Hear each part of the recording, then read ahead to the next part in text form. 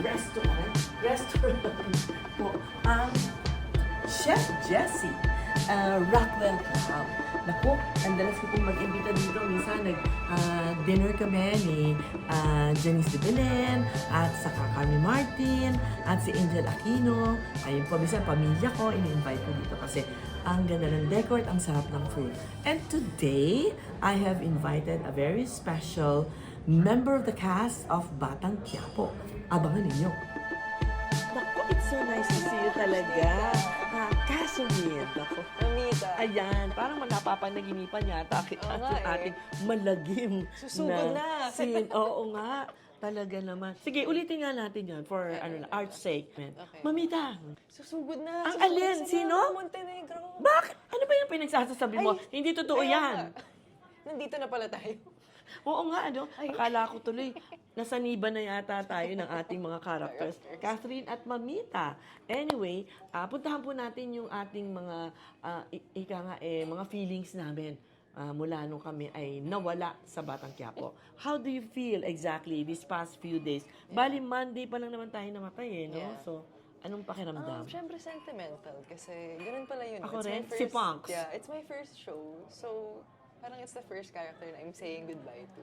Oo And nga. I think it's not just the character you say bye to. Parang it's also heavy kasi you say bye to the bonds we formed with the production, us, the actors. So, pero super grateful. I've been reading comments din na they're gonna miss our family. Yung sobra Oo. silang na-invest and na-miss Na-invest tayo. ba ang ginamit na word? Okay. Yeah, so yun, just grateful talaga for this opportunity and everything I learned. And yung mga taong nakilala ko mostly. Yes, okay. Ano pang eksena ang sobrang hirap para sa'yo? Well, I think the last scene we took was yung patayo, yung Oo Armas, naman. Caballero Massacre. Yung massacre, Kasi syempre. physically, for us, nakaluhod, although we had knee pads, inalagaan naman tayo.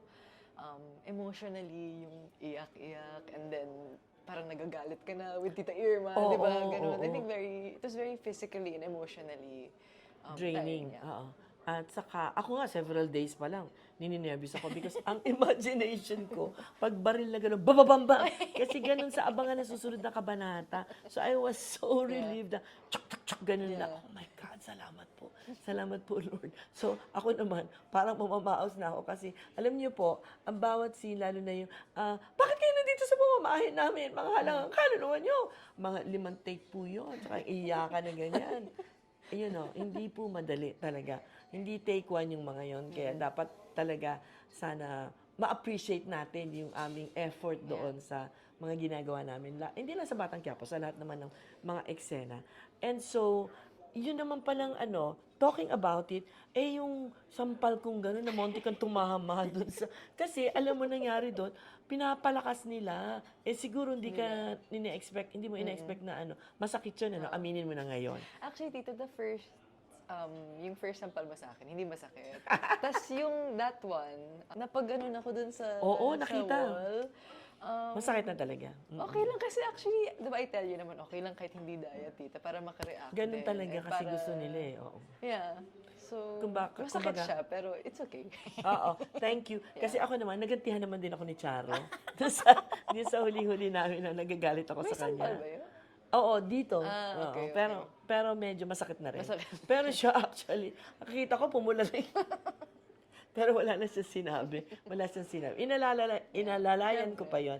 Actually ako, hirap ako sa sampal. Hindi ako magaling dyan. Yung wedding scene. Oh my God. Naku, isa pang memorable yun sa ating dalawa. Di ba? Ang Yeah. tagal natin sa kotse. Pagkatapos ikaw, ang haba ng buhok mo, hindi nakaban, ang bigat ng bouquet Bouquet, mo. How did that feel? Kasi alam ko, namumutla ka na after a few hours eh. Actually, Direct Malu said nga na pagkasal daw, it's one of the hardest to star in and one of the hardest to direct. Kasi daw ang daming details and everything. Totoo. And syempre, the preparation of that for the whole team, from our costumes, our looks, all the props, and then, syempre, the emotionally Emotion, also. oo. Ano ba? I think it was also physically and emotionally draining because it was a really hot day. Oo, And then, so, ang syempre, mainit sa loob ng yeah, church. that day, and then with my long hair extensions, the gown, and then, so may time I think na nahilo nga ako. But then, syempre, everyone was taking care of me. I think, Binigyan pa kita ng tuna Ng sandwich sandwich. ko, ata. Buti hindi ka na allergy. and Oh. then, but yun, everybody naman we were all taking care of each other, the team, if ever naman na, kunyari nahilo ako, sila direct would check on me. And Oo, the whole nakita ko team. yun. And then, yun, but it was memorable. Kasi big scene. It's a hard question, this one. Kung God forbid mangyari, ano ang mararamdaman mo na nag-walk down the aisle ka pero hindi mo gusto ang groom? Sa totoong buhay. Pero wala, hindi ka na makaka-back out. Yeah. Kasi committed ka na. How would you feel? I can't imagine kasi in real life, strong ako eh. Na Oo, parang oo. I know what I want. But Oo. if that would happen, probably I have a big reason for doing that. Although I can't imagine. But siguro if you're there na, it means naka-decide ka na for whatever reason. Sana na lang, siguro what would be in my head is, sana I would learn to love this person and May mga netizen na nagsuggest, dapat talaga sinave ni Tanggol si di ba, si Catherine. Tapos kung na-save ka, parang Papi Hearst, no? Magiging kasama ka na nila, kaani puwersa, at tapos pasusuotin ka na rin ng maong, at saka tapos kaibigan na kayo ni Madonna. Matututo ka ba ng mga baril scene? Yun nga, paghawak ng baril, yung mga taekwondo, ganyan. syempre hard to imagine coming from my character na gano'n lang ka palagi. But then if any role would call for it, I would be willing naman to train, like stunt training or gym and stuff. Kasi, So, pwede kang part hawak yun ng baril, prepar- oo. I'd be scared, pero syempre alam ko naman na with the right guidance and preparation. Medyo mabigat yung baril, kasi Mabigat, trinay ah. natin, di ba? Oo. So yeah, I'd be excited. Depends siguro sa role, anong gagawin. But if I needed to do that, it would be exciting din, different. Tama. Tsaka alam mo, ang kailangan tingnan mo lang si Olga. Kasi Ay, si galing-galing Tita na niya, Irma. di ba? Oo, gano'n na talaga. Tsaka fearless. Fearless, Tsaka, yeah. wala na siyang konsensya. Ay, Diyos mio. Now, So, Tita, saan ka naman na-impress sa portrayal ni Tindeng and Facundo? naku, siyempre, unahin na natin si Facundo. Okay. Si Facundo, remember, Jaime Fabregas yan, ano? As a matter of fact, I realized, second time pa lang kami nagkasama, but we're good friends. Yung una, believe it or not, was in my stand-up comedy. Kasi, comedian din yan. I noticed nga eh. Oo, pag hilarious yan. He's so funny, guys. Oo, He's so funny. He can turn, gaganon, di ba? Oo, kaya that is, actually, siguro doon nai-inlove ang mga girls. sa Oh, kanya. wow. Yung parang serious tapos funny. And then, may isa kaming indie film na ginawa, igsi-igsi ng part ko, si Lan at saka si Miss Rosemary Hill. Kasama pala, dalawa.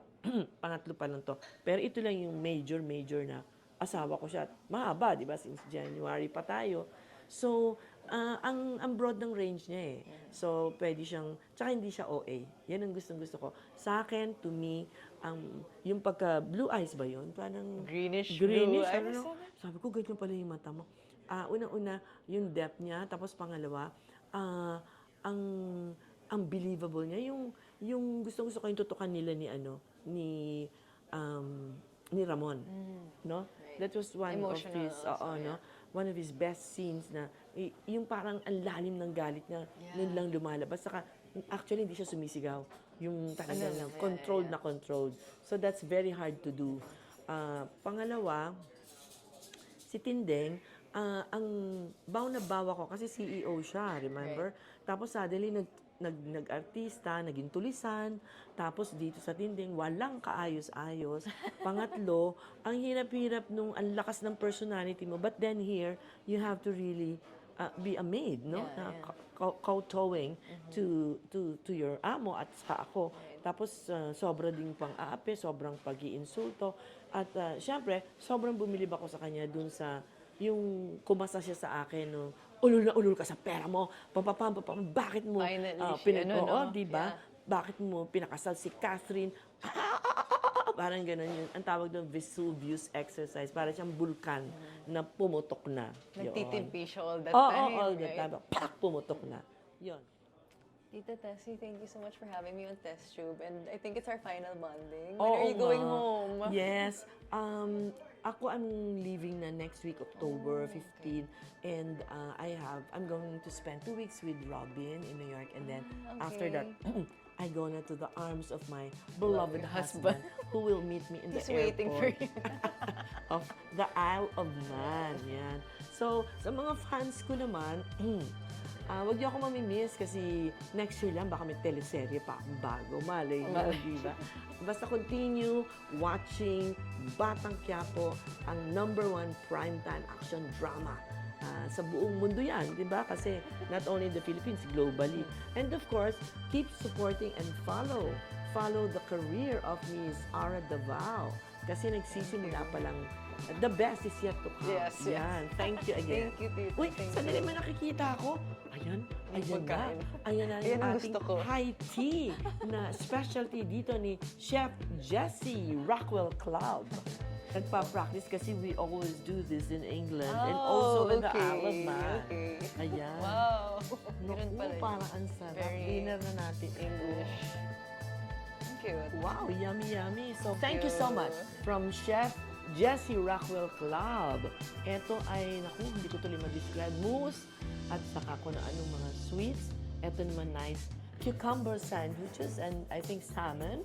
And this is, this looks like their version of scones, you know? The scones of England. So, we must really try it. And I'm just waiting for my cup of tea. Just like Queen Elizabeth. Yeah.